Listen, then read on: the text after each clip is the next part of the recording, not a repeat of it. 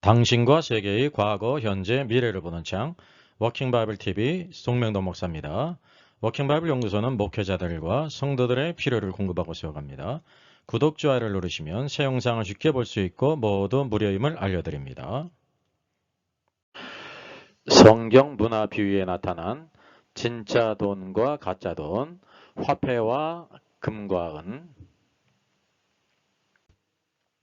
여성 한수 금지 남녀 차별인가 종이책도 나왔고요. 또 이 전자책으로 나왔습니다. 해외에 있는 우리 목회자 선교사님들 성도들을 위해서 PDF 방식이 아니라 EPUB 방식입니다. 예스24 교보 등에 있습니다. 누가복음 16장은 흔히 문화 비유라고 불립니다. 예수님께서 이제 이 비유를 더하여 말씀하신 까닭은 예수님의 예루살렘에 가까이 가셨을 때 제자들은 그 하나님의 왕국이 당장에 나타날 줄로 생각했습니다. 하나님의 왕국이라는 것은 이제 The Kingdom of God인데요. 예수 그리스도께서 로마의 모든 군대를 다 내쫓고 왕이 되셔서 이제 예루살렘을 공의로 통치할 걸로 생각했다는 뜻입니다. 그래서 여기 어떤 귀인이 왕위를 받아가지고 그리고 먼 나라 갈 때 말씀하셨는데 어떤 귀인은 바로 죄가 없으신 그리고 존귀하신 예수 그리스도를 나타납니다. 왕이라고 번역된 것은 이제 헬라어 마실레이아인데요. 마실레이아는 왕국, 왕권 그런 뜻이 있습니다. 그러니까 왕이라는 뜻은 킹덤이라는 뜻이에요. 영어로 킹덤. 그러니까 왕국의 왕권이 있지 않습니까? 그리고 먼 나라로 갔다고 말씀하고 있습니다. 예수님의 십자가 죽으시고 부활하고 승천하신 것을 가리킵니다. 먼 나라가 바로 승천을 가리켜요. 그래서 이제 그때 종 10명을 불러서 은하 10문화를 줬다는 거죠. 열을 불러서 한 문화씩 모든 종들에게 나눠줬다는 것입니다. 그리고 내가 다시 돌아올 때까지 장사하라 그랬습니다. 돌아올 때까지라는 건 예수 그리스도의 재림을 가리킵니다. 그러니까 재림 후에 주님께서 모든 종들에게 그 은화를 준 것에 대해서 이제 회개한다는 거예요. 그래서 이 장사는 우리 믿는 자들에게 주신 그런 사명을 가리키죠.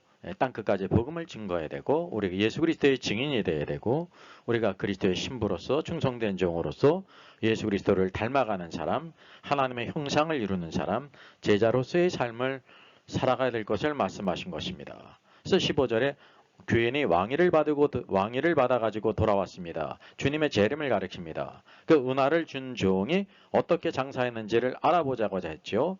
여기 은화라고 번역한 것은 여기 이제 12절에서도 은화 10문화를 주며 그랬습니다. 근데 사실은 헬라어 원어는 데카 문화세예요. 데카는 열이라는 뜻이고요. 킹제임스 성경은 10이라고 잘 번역했죠. 문화는 바로 그때의 고유한 명칭인데 여기는 이제 파운드라고 번역하지 않습니까? 문화가 바로 은을 재는 단위예요. 은화.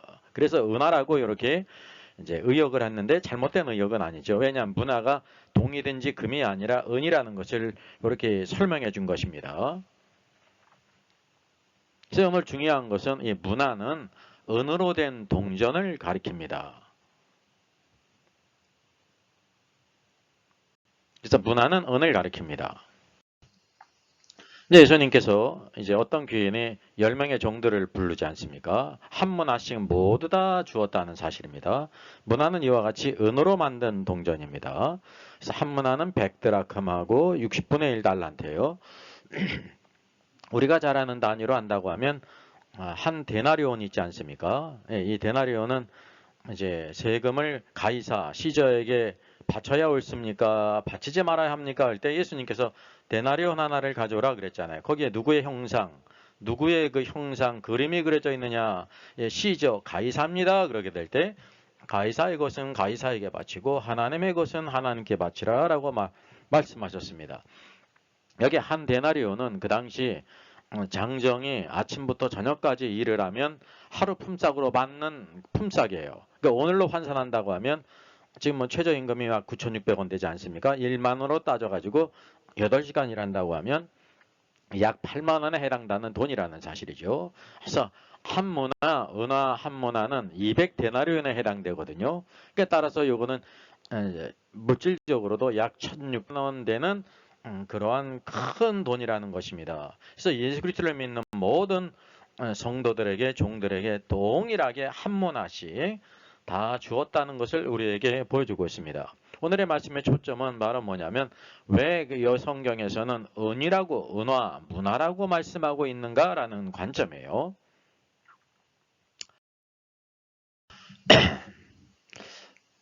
여기 이제 주인이 제일 문제가 되는 것이 한 문화를 수건에 싸두고 그냥 가져온 종에게 말씀합니다. 그래서 23절 그러면 어찌하여 내 돈을 은행에 맡기지 아니하였느냐라고 말합니다. 네, 신구약 성경에서 은행이라는 단어가 딱 한 번 여기 나옵니다. 여기 내 돈을 그랬는데 요 돈은 헬라어 원어가요. 알귀리온이에요. 알귀리온. 요 뜻은 돈이라는 뜻도 있고 은이라는 뜻도 있습니다.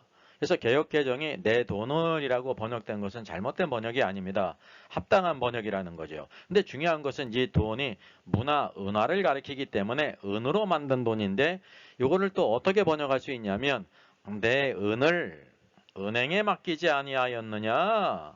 어찌하여 내 은을 은행에 맡기지 하였느냐? 내가 만약에 은행에 맡겼다고 하면 그 이자와 함께 그 돈, 원금을 찾았을 것인데 너는 그냥 그것을 수건에 싸뒀다가 한 문화를 가지고 오지 않았느냐 그런 말씀이거든요. 그래서 이 뜻은 내 돈을 은행에 맡기지 아니하였느냐라고 번역될 수도 있고 내 은을 은행에 맡기지 아니하였느냐라고 번역할 수 있는 것입니다. 그리고 이 당시에 돈이라는 건 금과 은이었다는 사실이에요. 오늘과 같이 종이돈이 없었습니다. 그래서 이 돈이라는 것은 은, 실버를 가리킨다고 하는 사실이죠.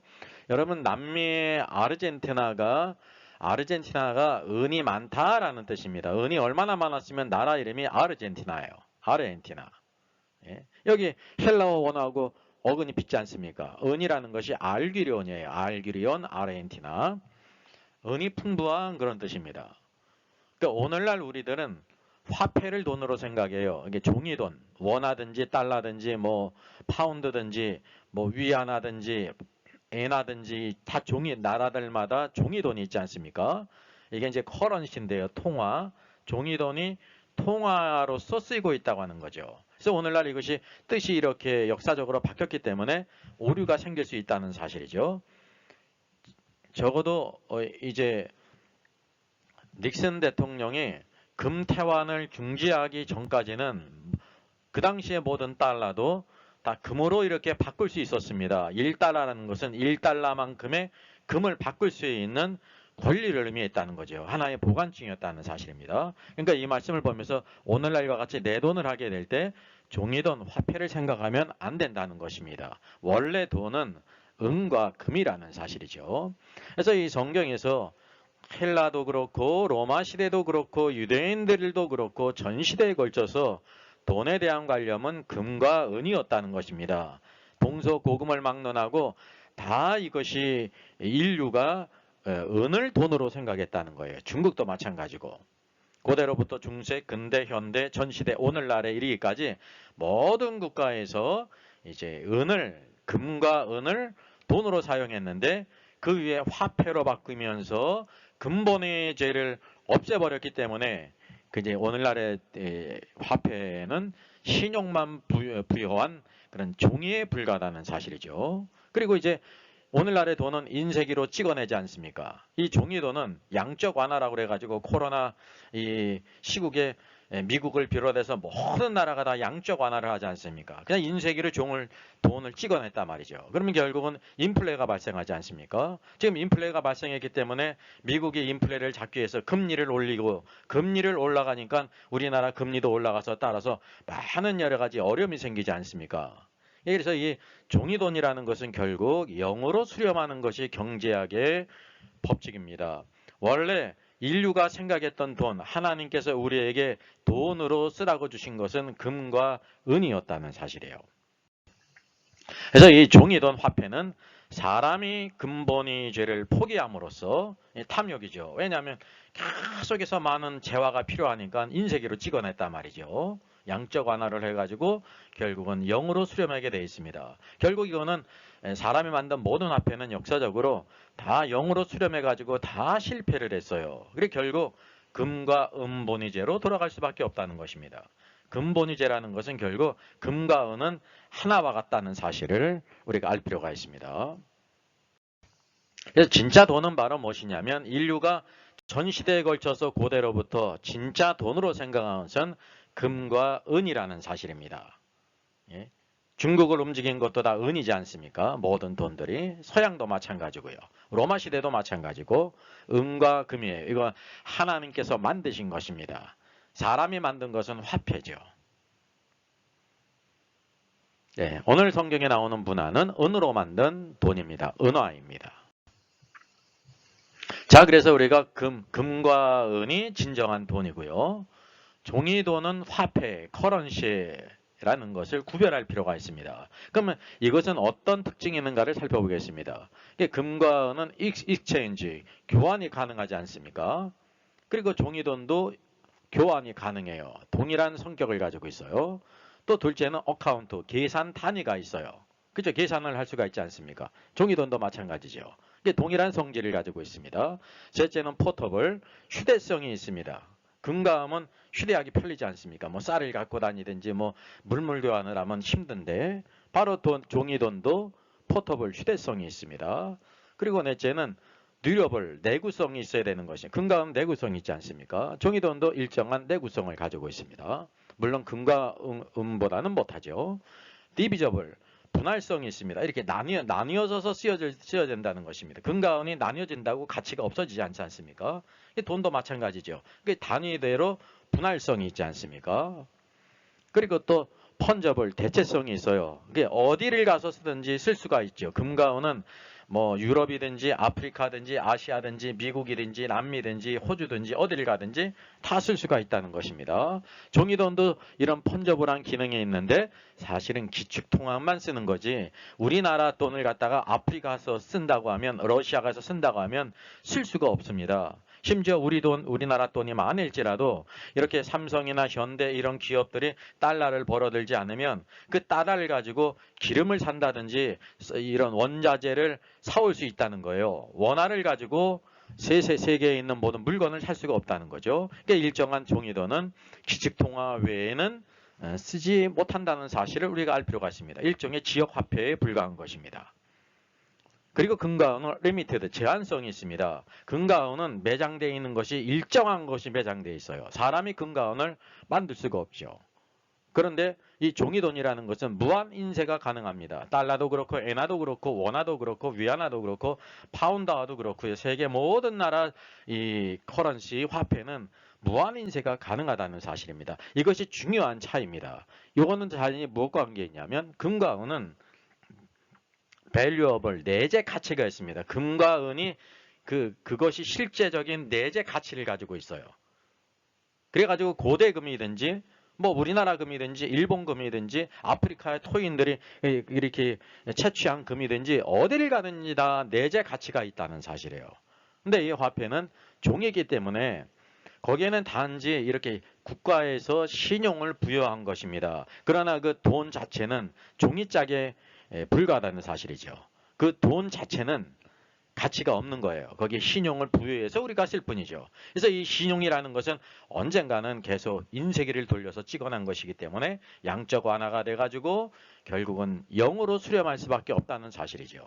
그래서 성경에서 말씀하고 있고 또 인류가 이렇게 경험한 바 진정한 돈은 금과 은이고 오늘날 우리가 쓰고 있는 이 화폐, 종이돈은 역사적으로 결국은 금과 은으로 이렇게 보장이 되지 않는 종이에 불과하다는 것을 알게 되는 것입니다. 그리고 여성 안수 찬반 논쟁에 대한 성경적인 제시뿐만 아니라 요한계시록 인사이더와 함께 이렇게 세트로 특별히 판매를 하고 있습니다. 원하시는 분들은 좋은 기회가 될 것입니다. 저의 저서를 소개해 드리겠습니다. 계시록과 다니엘서의 전반적인 조망을 다룬 때를 알라 주님이 오신다가 있고요. 또 구원 탈락인가 거짓 신자인가가 있습니다. 워킹 바이블 정기 세미나 매월 첫 주일에 있습니다.